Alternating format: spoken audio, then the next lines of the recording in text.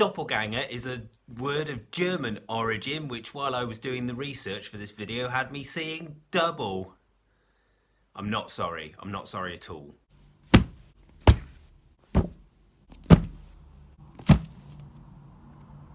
If you go onto the internet and type in Doppelganger into your favourite information farmer / search engine, you'll almost immediately come across a website called Twin Strangers.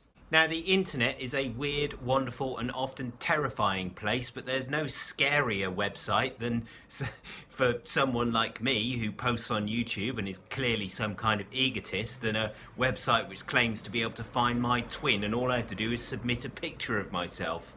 So instead, I submitted a picture of Boris Johnson. Unfortunately, I had to do a load of registering and I couldn't be bothered. So if, unlike me, you have a properly developed attention span and you have the time to go and mess with a website and maybe post pictures of, I don't know, either Big Bird or your bum, and then just see whether your bum has a twin somewhere else in the world, then head over to twinstrangers.net. I'm sure it'll go very well for you, and show me the results, because I'd love to see whether your bum has a twin somewhere, or Big Bird has a twin somewhere in the world, or I don't know, anything that you've taken a picture of has a twin somewhere in the world. In the meantime, let's talk a little bit more about the word doppelganger. According to etymology.com, it was first used sometime in the first half of the 19th century, so sometime around the 1820s, and in its German sense, it literally means double goer or double walker. Interestingly, when it first made its way into English, it was partially anglicised into double ganger. I guess the appeal of keeping it all German, or the consistency of keeping it all German, actually appealed to people more than maybe anglicising it. Language is largely about consensus, it's consensual, it's not directed, generally speaking. What I'm trying to say is I have no idea why it was done like that, why it started partially English and now it's done in German. So where does it all come from, and what do we mean when we say it? A doppelganger is a paranormal apparition or ghost or phantasm that is an exact non-biological twin of the person that encounters it. It's generally said to bring or represent very bad luck.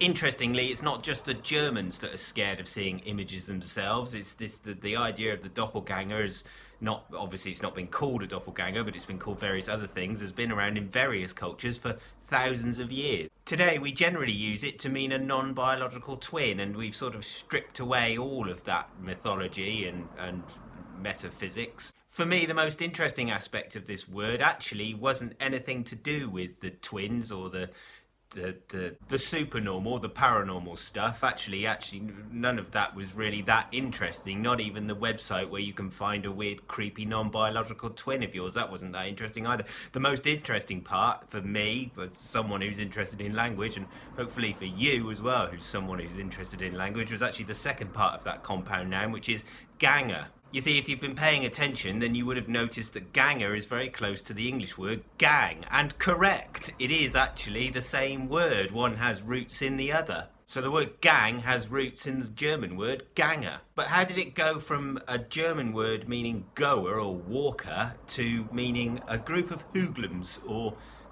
criminality? Well, it came to English with almost no sense change at all. So the Old English word gang actually continued to mean to go, or to go on a journey, or goer, or to walk. Interestingly, the sense changed over the years to mean the articles or tools that you would take on that journey. This made its way into nautical speech and eventually became a word for a group of men that you would take with you on a sailing journey. So your crew would be called a gang. According to etymology.com, this was first attested in 1620, but by 1630 it already had a negative connotation, most likely because, I suppose, sailors, when they made landfall, behaved badly.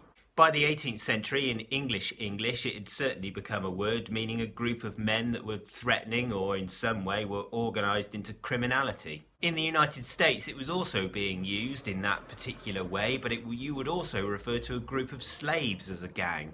Or even, similarly enough, a group of prisoners. So hence the term chain gang or if you were pressed into service into the Navy, hence the term press gang. Today that hasn't changed much, so we still refer to a bunch of miscreants or hoodlums as a gang. There are, however, of course, a couple of words which still have that same original meaning, which are gangway and gangplank, which means that gangway is a tautology because it literally means way, which is sort of interesting, don't you think? Now, as has become par for the course, one of these videos wouldn't be complete these days without an entry from the Profanosaurus Rex. However, when I looked up Doppelganger and the Profanosaurus Rex, what I found was something that was, I guess, so rude that I can't really say it on camera. So, you know, go and look it up yourself. Go and get yourself one of these brilliant tomes and look it up yourself. If you're watching this on YouTube, then you can go over to Instagram and find this video, but also some other things that I've been doing.